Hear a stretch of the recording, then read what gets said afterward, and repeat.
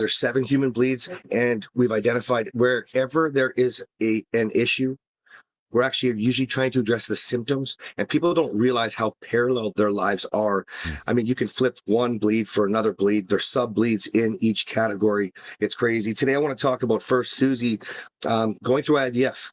You know, Mhm. IVF causes a lot of problems in relationship with going to work and dealing with, say, the grief of, I know a woman, 13 miscarriages, trying to manage her Mm. business, going through 13 miscarriages, how many years that took Right. before they were blessed with a baby, you know? And people don't realize how painful that is and how far that actually affects people. Some people don't even know what IVF is. That's in vitro fertilization. My babies are IVF babies, Briarvale and Riddick. Put 2 in, got 2 out, put 2 in, got 1 out. We were blessed. But a lot of people don't realize. That's right. Yeah, and it's, I mean, when you think about it, for those of you who have not had to deal with this specific issue, when if you have had a miscarriage just without IVF, you have the same grief, you have the same stress, you have the same thing. I remember early on in our when we were starting our family, we miscarried, and it was only at the first few months, but we'd already named the baby, we'd already built the stuff, we'd already dreamt of everything, and so when you lose that, which you did not even have, but you did have it because it was there, it was coming, the future was there. The grief process in that alone was something else. Now you add the financial aspect because I have family Oh who gosh. do the IVF. That ain't $1.99 episode there, buddy. That's not a Big No, Mac Happy Meal. we have $30,000 babies, Yes, yes. right? And I mean, And we you were give we a were blessed million. because yes, Yes. and we're blessed. We didn't go through round after round after round, right? But parallel this, you guys, to say going through the hormonal ups and downs with being pregnant and miscarrying, That's right. being pregnant and delivering, Yeah. or when we're talking about this, the stress that is put on a relationship when you're going through miscarriage, or hope and fear that the baby will come, Mm, the baby will be healthy, these that's right. up and downs, these roller coasters. I mean, we also went through something similar trying to reverse a vasectomy for myself so that we could have babies. Right. That was part of our financial strain, right? We didn't have the money to do this. This is very common, I think, by the way, Yes. and we went through the same, I wouldn't say struggles, but this is back in the time when we weren't so hot in our marriage. And so it was very stressful for us and caused a lot of problems, Right. trying to be there for one another, you know? Yes. Yeah. And I mean, you think about all the things that we're talking about in every aspect. We've identified 7 ways in which the basic human experience bleeds out. And we've identified these things in a way that we think everything falls into one of these categories. And what we then learned is we were trying to approach different issues. And now we realize that they're not different issues. They're all the same thing. Because no matter where you come from, all of these bleeds, all of these issues are interconnected. And so if you're having relationship issues, you have financial issues, you get sleep deprivation, you have brain fog, you try to numb it some way, whether it's avoidance or addiction, or substance abuse, and then it comes in with who you are and your grief and your identity. And these types of things affect everything. And what we've discovered is that the best place to approach holistically, rather than just one at a timing, as they like to say, one at a time in it, and instead of just trying to get out there and find one person at a time, we've realized that most of us spend our time in organizations or in the workplace. So we're coming along to partner with the workplace. And we've come to realize that not only is this a great thing to do, but as we started digging, Cass, I mean, we found that it is costing organizations and companies so much money that they didn't even know that they weren't making.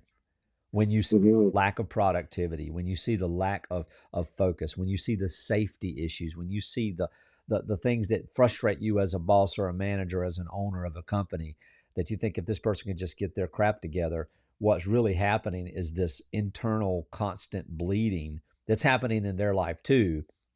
We've come to find a way of actually solving that with some surgical precision and a holistic precision. So it's like holistic medicine in the corporate relational identity side of life. It's just really beautiful. Well, yeah, think about it. So we go in and we find out that, into this company. We go into this company, we find out that Susie's actually struggling with losing these babies. Yes. You know, this the stress of trying to make sure they can do another round and hopefully it'll be the last time, but they've got to get the money for that, right? Right. And what we found is like the typical, right? Oh, I'm sorry you went through that. You know, because Susie shares that she's going through a miscarriage, but she gets a little bit of time off. That's the expected. Right. Okay. And it's not enough because grief, we know that this kind of grief is going to impact her so much that she's not getting the relief system that she needs. Right. Right. And when you add the cortisol spikes with all of the messed up hormones, we're not doing so freaking well here. She's not focused. And so we come in there and we're able to identify, well, this goes a lot deeper. Yeah. I mean, her husband and her fighting, you know, something I see in my work, my line of work all the time, James, is husbands, they think it's their loss too. And I'm not saying that it's not, but when a man is masculine and there for his woman, she gets to feel, and she needs to feel she's making that baby inside. Right. She needs to have some different level of support.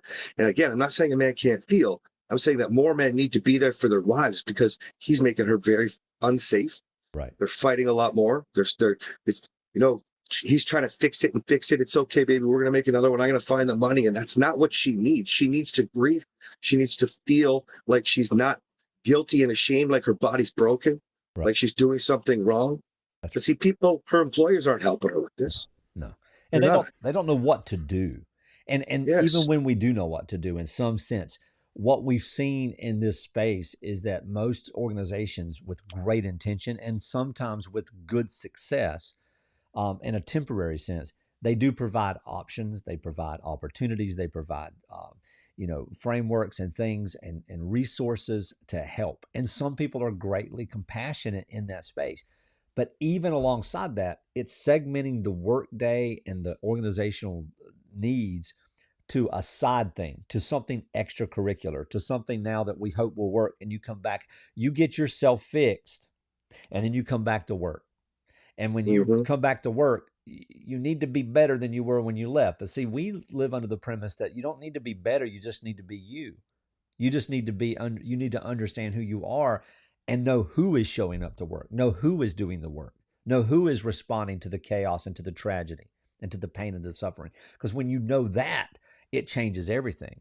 And so the frameworks that we install in a specialized and case-by-case basis, it actually helps the company become a caretaker, but not what was the word? Not a codependency. You find care along the way, but you don't become codependent upon the company. You learn to be who you are. And what's crazy, it's not even in the crisis moments. It's not even, we've seen that this is not just about the person who miscarries after IVF. It's not just about the person who has a problem with substance abuse and all these different bleeds. It's the average person that is producing well, that everybody loves, that thinks life is great. There's still areas of their life where they are not succeeding because they don't know. And then when they get to work, it affects that. And so this is when we talk about the 7 bleeds, we talk about the holistic way and it all compounds. That's the whole premise of these theories that we are now proving case study after case study after case study are very legitimate. 100%. Look at Susie again for a second. Just imagine she's kicking ass at work, right? But we know what she's going through here. Right. Right. So it's impossible to say that Susie can perform the way that she needs to perform. She needs a lifeline. She does. She needs support. And the problem is we don't see it because in this, by shifting this example with Susie actually kicking ass and doing such a great job at her job, right, we don't realize what's happening. And we're setting her up for future failure. A lot of families will split over this miscarriage thing. That's right. You know, I think it's a douchebag move, but men sometimes I've heard they go, no, I can't be with you. I want a family. Yeah. Right. Or a woman saying, feeling guilty and saying, we can't do this anymore. Yeah. Like we'll see that. So now what happens? Now we have to go through all of those fights and expect productivity to be there. Mm-hmm. I don't care how well she's performing. Yeah. Right. We have to go through the divorce and all the added time she's there, but not present. See, when your mind is thinking about the distractions in life, which, by the way, I can appreciate how you'd be distracted if you're excited as well. Yes. But it's not the same as when you're sitting in your pain. That's right. Without support. Yes. And you think about, we don't like to bring a lot of statistics up, but I'll tell you why we talk about them, because they blew our minds. Where Mhm. this is somebody would just, would say, well, what about this or what about that? Well, that's not a big deal, really. Well, it's probably not an issue. When we start doing our research, and now we're months and months in with thousands of hours of individual people doing research and finding these articles and finding these case studies and talking to these companies about what they see. I mean, just with the hormonal shifts that happen in the body with men and women, just naturally, not about miscarriage or pregnancy, but just naturally through life, is a $26.6 billion annual cost to the United States workforce. So Which if we can't afford right now. we The can't afford economy it, ain't doing so well, we can't right? afford it. I mean, Yeah. global worker productivity, 150 billion. And that's just with menopause and perimenopause. Now imagine that cycle being compounded with women in their 20s and 30s, with men in their 30s and 40s, with miscarriage, with IVF, on top of everything else. So then compound that number with the financial pressure. As you said, you got $30,000 into your IVF that you didn't have to go back and do over and over again, and that's Mhm. that's a blessing. So think about this: uh, IVF costs, what is it, $12,000 to $25,000 per cycle. When we look at the statistics in our research, $183 billion a year is annual employer costs of financial stress related productivity loss.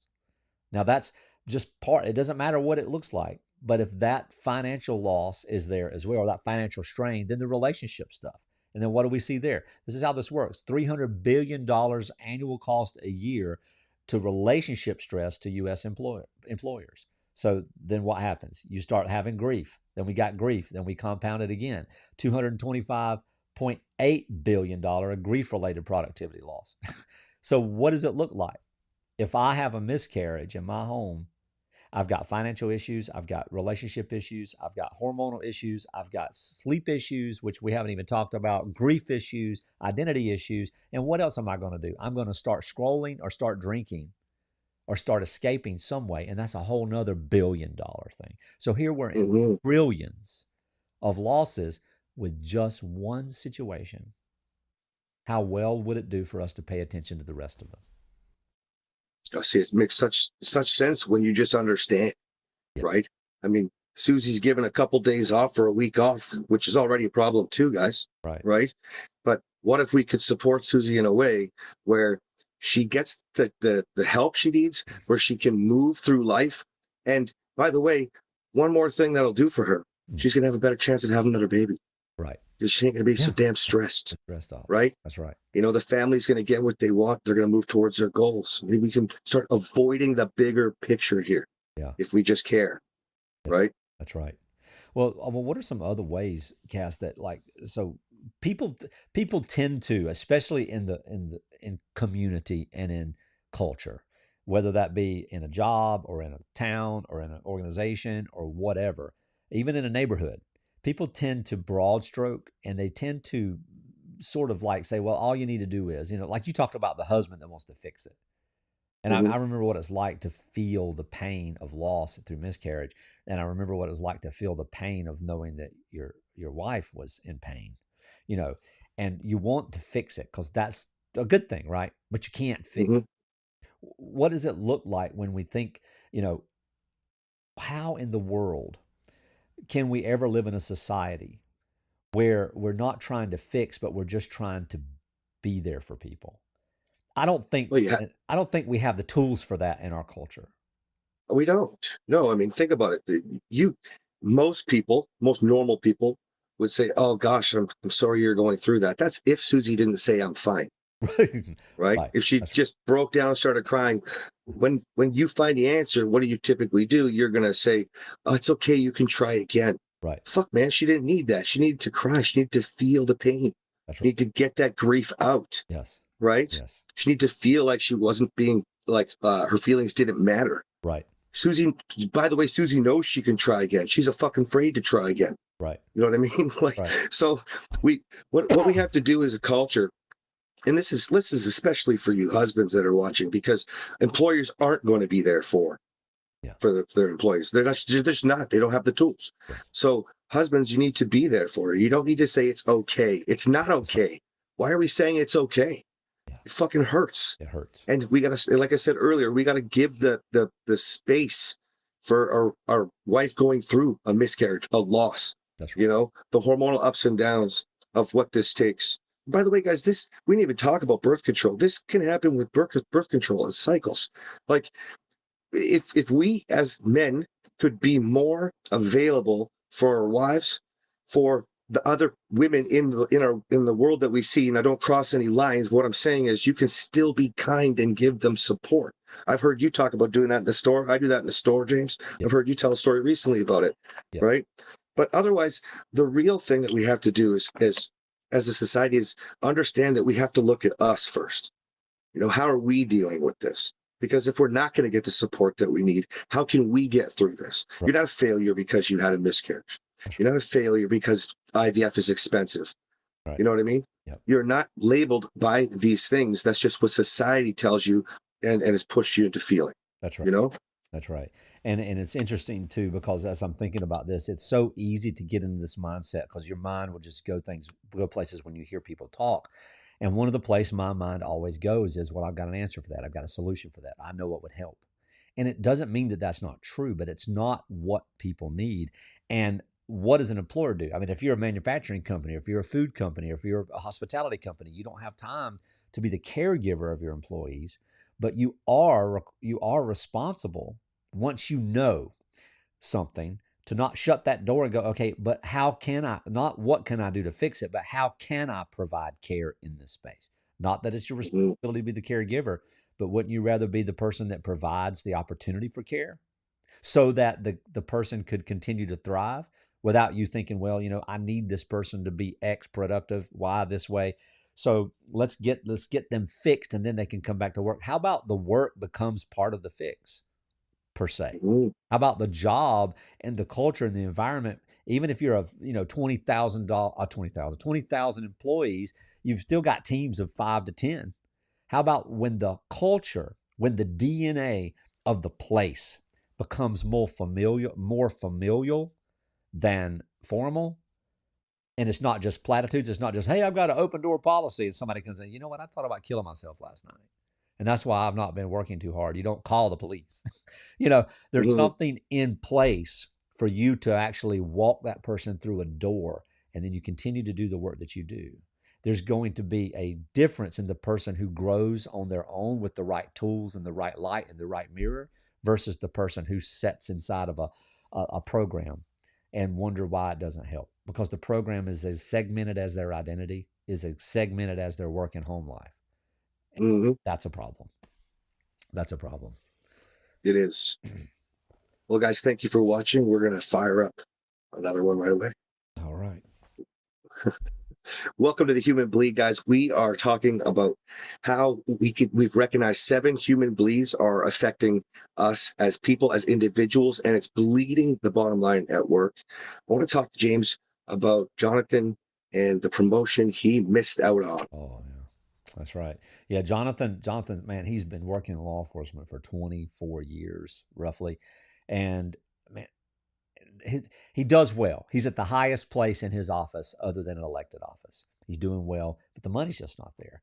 And in his connections, he got connected with a federal officer one time, a couple of months ago, and some things have unfolded, and he is in the process of interviewing for a very high level federal law enforcement job. I mean, doubling his salary, which is something that's needed because they've got one kid and another kid on the way, and it was just going to be the fix for some of the financial strain in their lives. Well, guess what?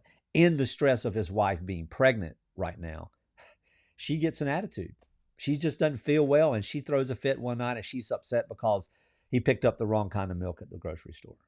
And instead of just going, hey, let's just go get some more milk or taking it on the chin, he was stressed out. He punched the wall, knocked a hole in the wall. His wife calls 911. His own agency that he works for comes out to the call. And because of that, he's on probation at work, which eliminates him right now from continuing the application on the federal job. So these little tiny things, and his job doesn't, his employer doesn't even know what's going on at home.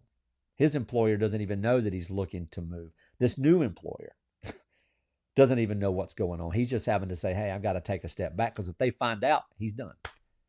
I mean, Well, here's the thing. So we're looking at getting Jonathan this great promotion. That's fantastic. doubling salary is great and all, but it's not hormonal. She's getting mad over milk, right? Like No. it was something stupid, something small. But what we've identified is that by the time little things get in the way, Oh, we've got massive issues, massive disconnection right now. yeah. You know, by the way, if she's calling the police from him punching the wall, I don't know this part of the story, but potentially he's been a little violent. And I think violence isn't just physical. Yeah. What I mean by that is there's probably been some elevated, heated conversation. Yeah. Right. You said he didn't take it on the chin, or take it on the nose, but like he's used to defending himself, attack defense cycle. So now bring this to work before he even gets promotion. Yeah. How shitty of a job is he doing right now? Right. How focused is he right now fighting with his wife every single day? Right. Right. How much guilt is he looking at with his kids, seeing him treat his wife this way, her treat him this way? Right. If you've got a son, he's looking up going, is this how you treat Yeah. a wife, a woman? Yes. Right. If you've got a daughter, you're going, this is what I deserve. This is what I should expect. That's right. Right. That's why we see so many 20-year-olds not wanting to get married now. Yeah. It's crazy. It is. People in their 20s are like, fuck that. So this guy's trying to do great at work, but with human bleed number one, with the marriage and instability issues he's got going on, I don't even know if he's right for a promotion. Right. I mean, You think know? about it. So punching the wall does not get you put on probation as a law enforcement officer. There's other things we don't know. Like you, and I think Yes. you hit it on the nose, Cass. No pun intended. There's things that we don't know at work. There's probably some aggression issues. There's probably some lack of oversight. He's probably not turning his reports in. Why? Because he's stressed at home. Mhm. And then he's using home as an excuse. His wife is the blame for why he doesn't feel good at work. But whose fault is it? It's his responsibility. It's not his fault. It's his responsibility to do what he needs to do. What if his department, and we'll see if they work with us, but what if his department put in one of our frameworks and we came in and holistically provided opportunity for that to not be an issue? Number one, it's not an issue when someone has a bad day. They're not automatically put on probation. Number two, there are steps and pathways for this guy, for Jonathan, to actually know himself in the job. And it's the same man that shows up, not the same task, not the same role, but the same man shows up when he gets home as when he's riding around in his patrol car. So that when he Mhm. does take this federal job, he's a man of integrity. Because right now he's not a man of integrity. A man of integrity doesn't punch a wall. No, that's right. And let's get real. Like the punishment doesn't fit the crime. No. When we talk about putting kids in timeouts, this doesn't work. This Right. is proven now. Okay. When we talk about probation for this sort of thing right now, that's not going to change his behavior. By the way, I was charged with assault and had the restraining order. You get your court mandated 16-week anger management course. You get your required therapy. It doesn't do shit. Yeah. It doesn't do shit. If therapy and traditional anger management type courses work for this, then we wouldn't see this problem still occurring all the time. That's right. Here we're going to talk. Our next story, we're going to talk about little kid getting expelled from school all the time. That's not going to change the behavior.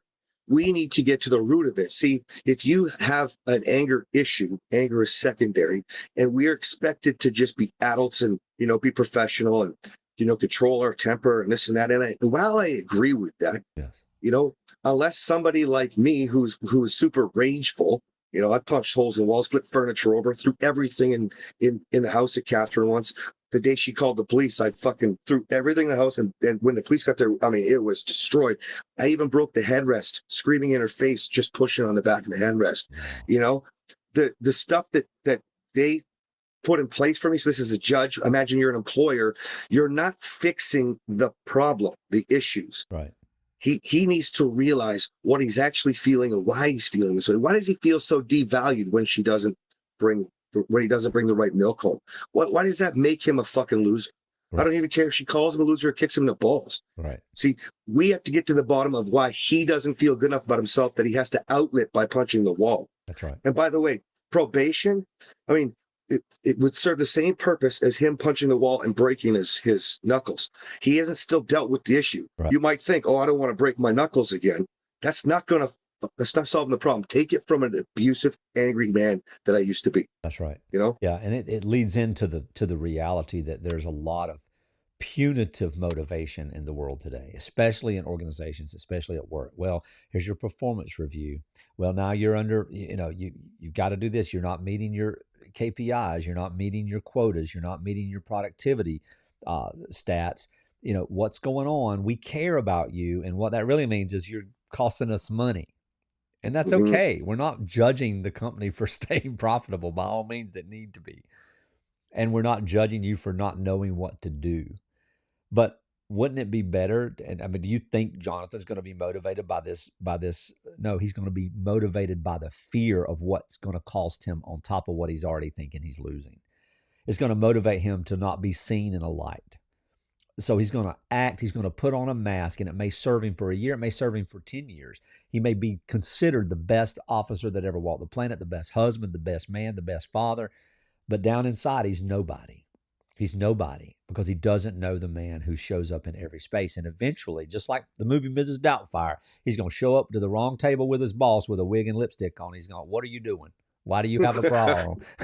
And and everything's going to come undone. That movie prophetically, it's an old movie, but it is really a good picture of how most people live their lives. But it never comes to a head, and so they never see the light of day of what it truly means to live free. And when you think about motivating through fear, there in certain types of jobs, I mean, if you've got a job just doing physical work, it's still going to cause problems. If you've got a job that's financially motivated, like in other words, a sales job or a commission job or an outcome that's financial, when you have that kind of stress and the compound there, you've got this issue with him having parenting issues. He's worried, he's scared, financial issues. He's got relationship issues now. Now he's not sleeping well. Now he's got this grief, this frustration. Who am I? I'm not good enough. I can't even pick up the right damn milk. And then he's probably drinking his face off right now from morning till night, doing whatever. Yeah. And so now all 7 areas are in his life are bleeding into him. Into his life, into his kids, into his job, into his performance, into his friendships, and he doesn't even know it. It's like the internal bleed. Why did I die? Because you hemorrhaged. You're hemorrhaging. And he'll get his badge and his gun back, and nothing will be fixed. Right. And then what? We're going to have turnover costs later when they have to let him go. Right. Because it's going to only escalate because you can't help it. You're hemorrhaging now. You're not even bleeding. Right. When you got all 7 bleeds going on, man, you are a mess. Yes. You're a mess. You are. And now you're not going to function at work properly. You probably will lose your job or be demoted. Now it's going to cause more financial stress. Now you got to train somebody else. They've got a different style of training over there, but these costs are real, right? And people don't even realize what they could be doing, on top of. In this case, it's a little bit different because we're talking about law enforcement, but most corporations, companies, small, medium, large, you don't realize first there's the cost of the bleed that you're not aware of. And then there's the cost of the systems that you put in place that aren't helping you at all. And then there's the spread, where if you actually looked at your individuals and actually took care of them, actually address the issues, for starters, I'll tell you what, besides him not knowing who he is, he needs some real support at home. And therapy ain't going to do it, man. Right. Not if they're fighting over milk. Right. Which means there's a spread that you're missing out on for all the money that you could be making. Yes. On top of the money you're losing. Exactly. Exactly. I mean, if you look at one of the biggest things that happens in most people's lives, let's just an easy bleed to help everybody understand how this works. Sleep and nervous system dysregulation, which is bleed number 5 for us in our framework. Guys like Jonathan, in all the different case studies that we do here on this podcast, when you're not sleeping well, now some people say, well, I slept all night, but is it restorative? Or do you wake up 2 or 3 times? Even if you wake up for 30 seconds and look at the clock, it impairs your memory. It impairs you cognitively to the point where this is a truth that 0.10% BAC, cognitive equivalent. What does that mean? In the state of Georgia, if you're drinking and you're driving your car and you get pulled over and you do a breath analysis, and it's 0.08, your DUI, you go to jail. It's a misdemeanor, then a felony, and then a prison sentence for the third one. Not getting good sleep over a short period of time, and especially worse when it's long, certain times of the day, certain types of shifts, and certain seasons of that can give you a 0.10. So that's 0.2 higher than being legally drunk in your brain capacity. 40% higher workplace accident rate. Now, you might say, well, I might fall down and hit a stapler. Well, but what if you're driving a car? But what if you're the logistics manager? What if you're somebody who actually helps coordinate something else? So what if it's not life threatening? Do you really want to fall down a flight of stairs? Do you want to twist your ankle in the break room? You say, well, why did that happen? Because you're not getting the sleep that you need. So even at the minimal, I mean, you think at the minimal, I don't have all this catastrophic stuff going on in my life. I don't think any of my people do. It doesn't matter how catastrophic it is. It's just like a child being scared that there's a monster under the bed versus somebody kind of busting your window. The body treats it exactly the same. You know darn well there's not a monster in the bed, but the child thinks there's a monster in the bed.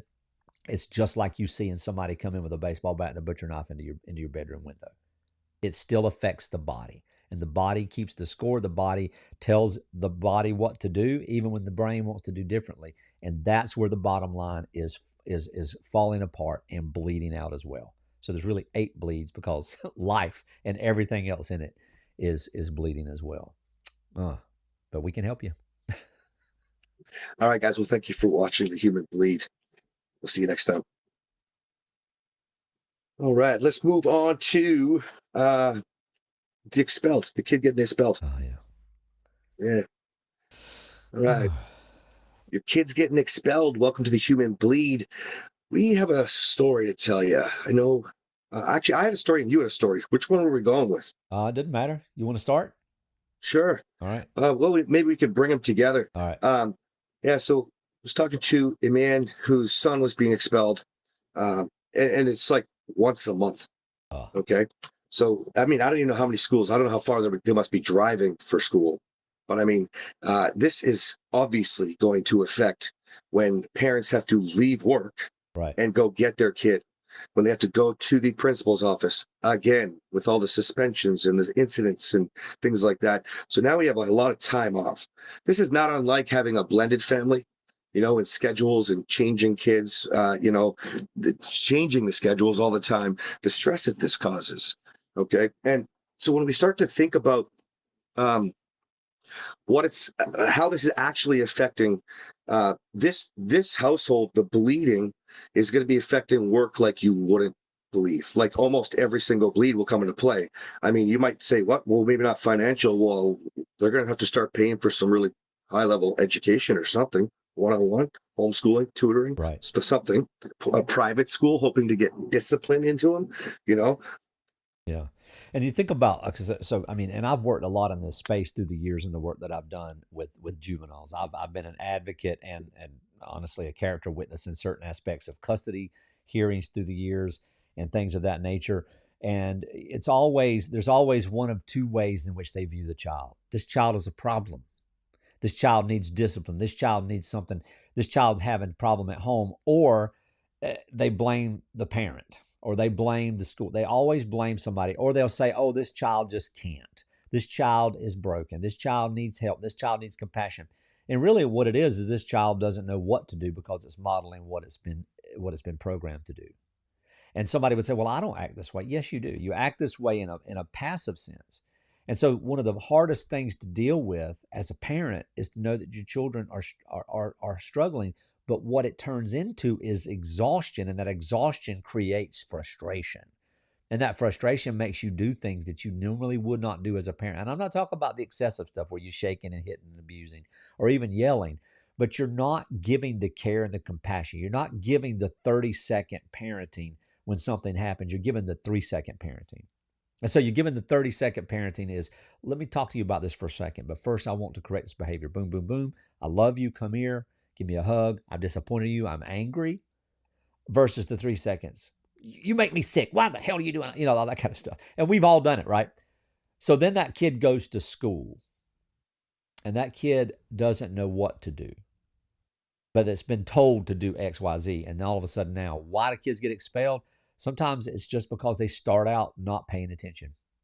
They just start out simple things because their mind is somewhere else. And as a parent, and you know this well too, Cass, we don't ruminate. We've done very good work to learn how to let our brains be on.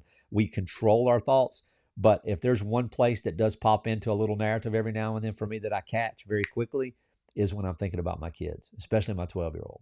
You know, oh, what are we doing? Is she okay? Because we think about it. Why? Because it's a great burden. So when we're dealing with that, if I'm a bus driver And we've all done. Have you ever missed the exit? If I'm a bus driver, or if I'm an Uber driver, or if I'm a whatever, and I'm driving down the road, even to an appointment, or I'm driving a dump truck, for crying out loud, and all of a sudden my mind's going on the conversation I had with my kid this morning, who's about to have another expulsion, or about to get in trouble at school, or who is not doing well in their grades, I missed the exit. Oh crap, I missed my street. I didn't turn into my driveway. You know, what happens when I run somebody over? What happens when I miss the red light? What happens when I'm not paying attention on the forklift? These are the things that we're coming to see are are really the cause of almost all the frustration inside the workplace, and also all of the financial loss as it compounds. We sit here and we deal with the symptoms, but we never get to the root. That's right. And we're not addressing this with Danny for his son. So what's happening is not we, the employer, right? We addressed it. So when we say, no, Danny, what's going on then? Give me more. What are the fights like with you and your wife? Well, she's fucking telling him, getting mad at him, screaming at him, saying, make him do more push-ups. As soon as you get out of the principal's office, make him do more push-ups and burpees. And I said, Danny, I don't care what she says. That won't align. He needs connection. He's disconnected. I want you to start talking to him. First, ask him what happened, right? See, we don't even teach people, because go back to the last episode, we're talking about, we're trying to fix things all the time. You can't fix, especially a child. There's no fixing. They're learning from watching you, and they're learning from the outbursts and the anger, their own frustration. They're mirroring, and they're learning because it's frustrating to not have something, the punishment not align, when there's almost always a disconnection. Think about this. I want you guys to remember connection over correction. Mm-hmm. Okay. If you can start to connect, Danny went to his son. He came back to me and he said, that was perfect, Cass. He told me he was feeling so lost because he wasn't getting enough attention at school. And what it turned out was he really likes this teacher, but he was pissing this person off that he likes, this teacher that he likes, because he was actually disconnected from dad. Yeah. So we give them the tools. We start showing how much time they need to spend together every week, how to invite his son into doing more that he wants to do, and to really break down what was going on with the teacher, right? Like, why is he trying to outsource dad? And so that's some identity work that he needs to do there. Right. Well, I've been working a lot, and I've been trying to do it, and it's just easier not to fight with my wife, But see, his employer is not even addressing this.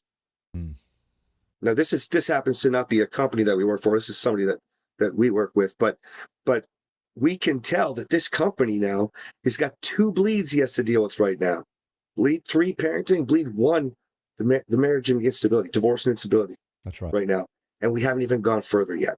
We could definitely hypothesize. Yeah, and we're gonna hypothesize, and then we're gonna prove it through the research and through the through all of the assessments that we do, and just show. And parenting, like we've been talking, is probably one of the hardest aspects of life, because there's millions of rule books, and people are, oh, the Bible. There's not a play-by-play, because we don't even know how to handle our own selves. And one thing that I've been working with a couple of my clients on, and I talked about this morning, how to create a space and become a fixed point in the life of your children, so that they can become free, so that they can live as a free person. We don't want to try to wait till they're 30 so then we get them free. We want them to grow up in that freedom. And if you don't know what that means, that's a whole nother conversation. But we have to become the fixed point. And so our children don't need us to explain and do and what have you. They need us to be a fixed point. The children that live under our care, I'll put it this way, and this is what Cass means when he says connection over correction. We need to be less concerned about the behavior, and we need to be more concerned about the being. Who is this little human being under our care? And can we have compassion and empathy? Because our children are not asking us to fix their world. And so every time we come in and say, here's the fix, do X, and it doesn't fix what's going on the inside, it doesn't help. It makes us look foolish. Our children are not asking us to fix their world. They're saying, can you stand still and strong in the midst of it? That's really it. And if we can't at home, we are not going to see that at school. We are not going to see that at work. And one of two things will happen. The child will slip into this thing that's obvious. Well, some problem is here. We call it a problem. It's not a problem. It's just a process of maturity. Sometimes it looks negative. Sometimes it looks positive. Or we say, wow, this child is really resilient. He's got good grades. He's now the valedictorian. He's the star of this and star of that. But that very well could be just a mask he's putting on to make you proud. And it's Mhm. still just as dangerous as the other pathway. Then what happens? You go to work and you deal with it on your own. It's a big issue. It's a big issue, and we could probably talk for 500 hours on the Oh on gosh, you can go on and on and on. I mean, even we think about my work with the No Mr. Nice Guy, and I believe there's nice girls as well, right, right? But I mean, one of the things that I have to teach people, and I'm guilty of this too, it's really hard to not like to change your process in the moment. right, But Vale brings me a picture and she's colored it all in, and she's really quite a talented little artist for seven, you know, and we want to say, oh wow, that's amazing.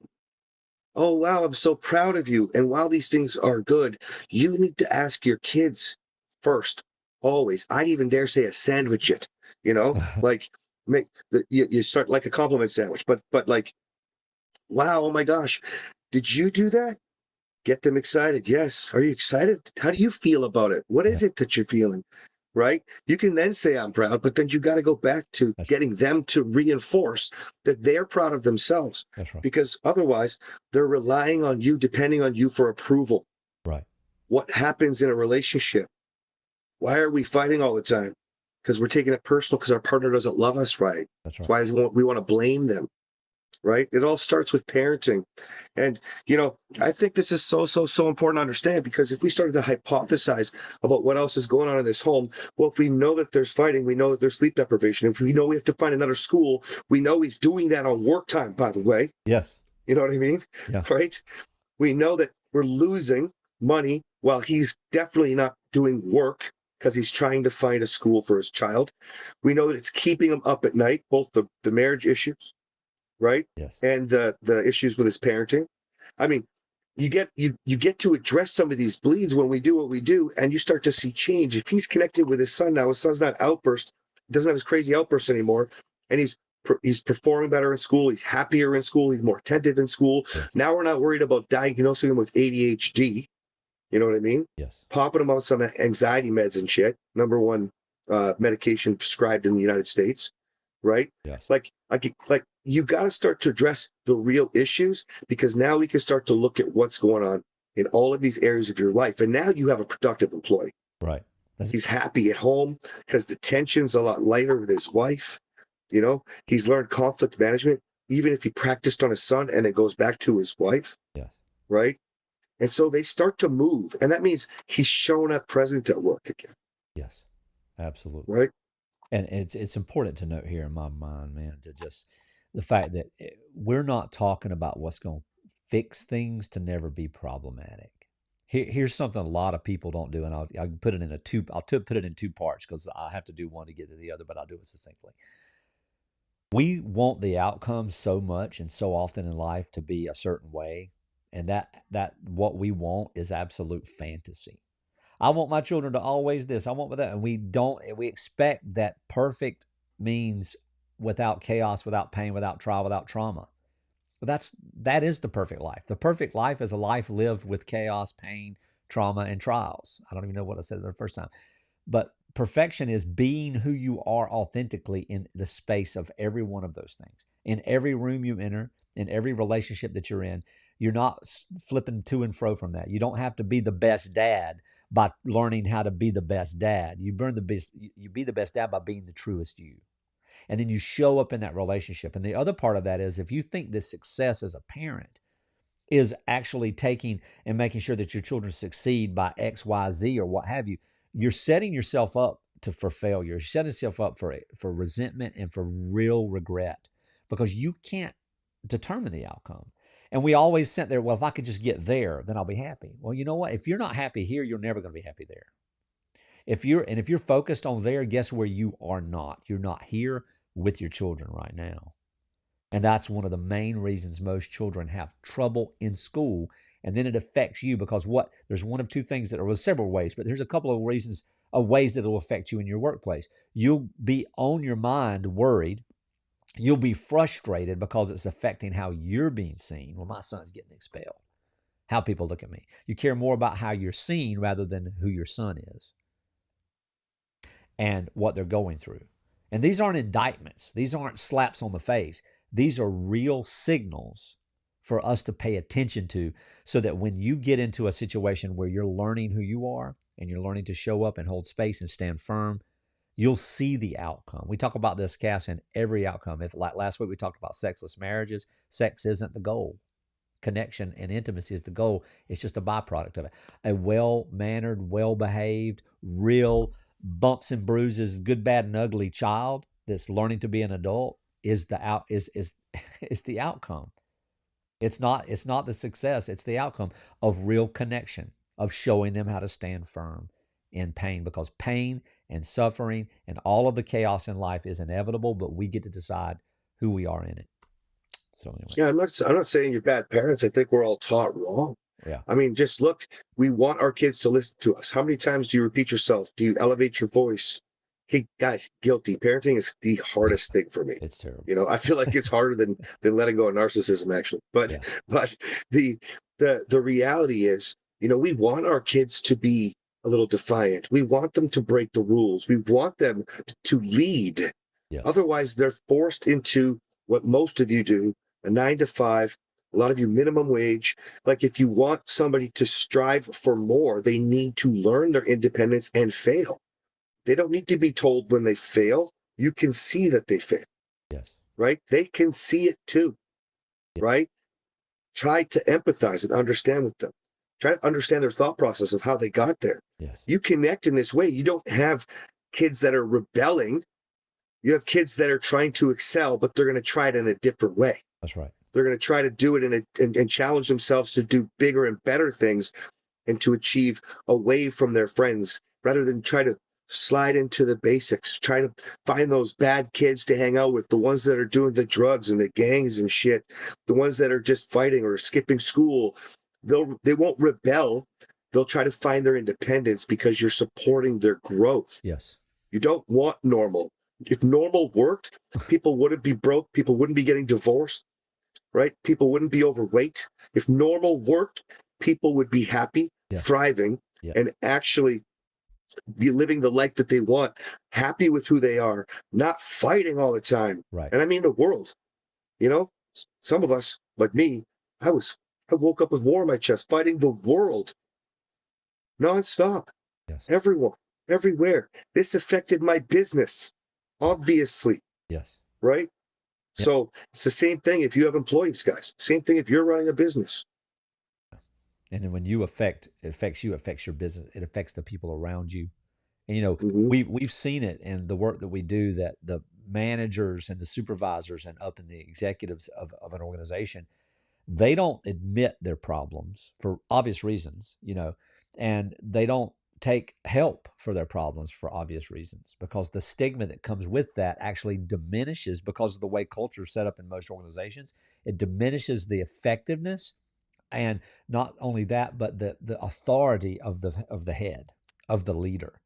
So if you've got a bunch of subordinates, and then, you know, James comes in and says, well, you know, I've been dealing with alcohol abuse, or I've been dealing with anger management or whatever, then they're going to look at me a little differently, because the culture is to shame, and that the person who's dealing with struggles, who's allowing, you're allowing life to just bother you, is somehow broken and somehow not fit to lead. But those are the people who actually lead well, the ones who come and grow and get the help in the midst of these seasons, so that when the seasons come, and they're coming, it's not catastrophic.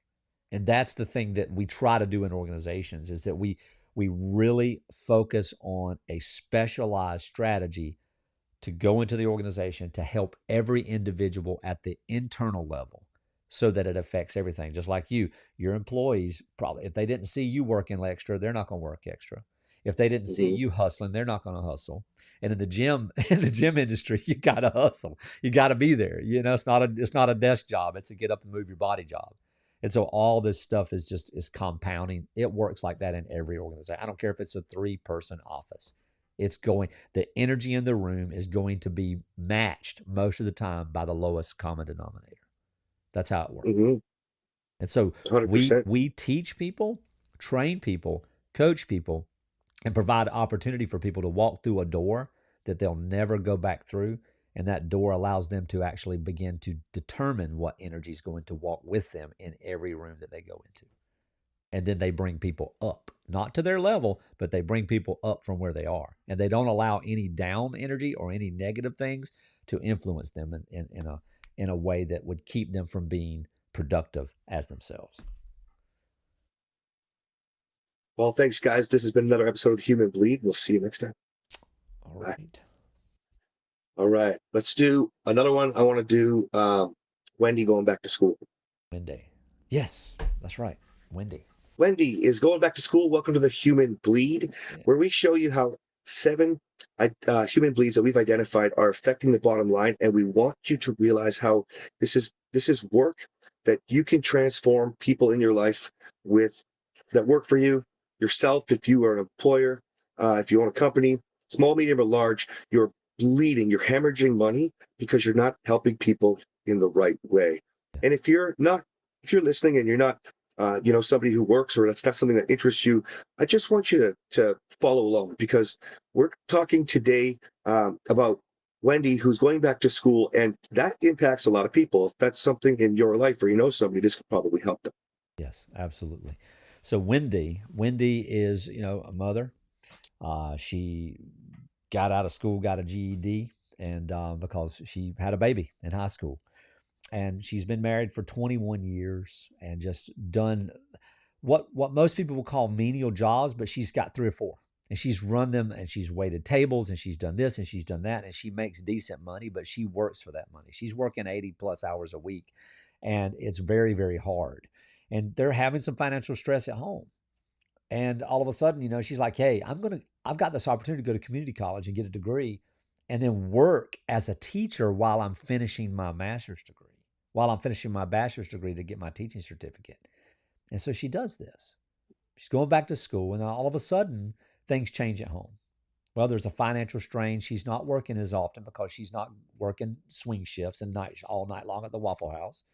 She's going back to school, and there's a cost there, but thankfully financial aid takes care of most of that. There's also a frustration at home because the kids are like, why is mommy doing this 2 nights a week? Why is mommy not home why is she doing this homework on the weekends and stuff? And all of a sudden, her husband wants a divorce. And when you sat down and you talk to him, he's like, well, I feel stupid. I don't feel like I measure up to her. She's becoming more intelligent than me. She doesn't need me. And so he's butthurt. And we call that being the little bitch. But that's just when we're coaching one-on-one. But that's the scenario there.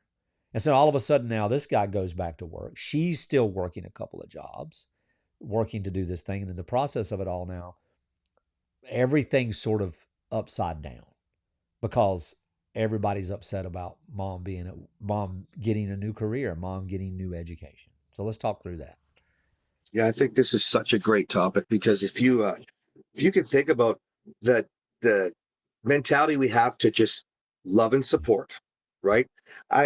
She's working 80 hours a week. I know that she wanted to. Maybe they had to find a different way, different time. Maybe they had to, which tells me that they're disconnected, right? And they're not working together. They're not a team, right? Right. I mean, Catherine's getting another master's degree right now.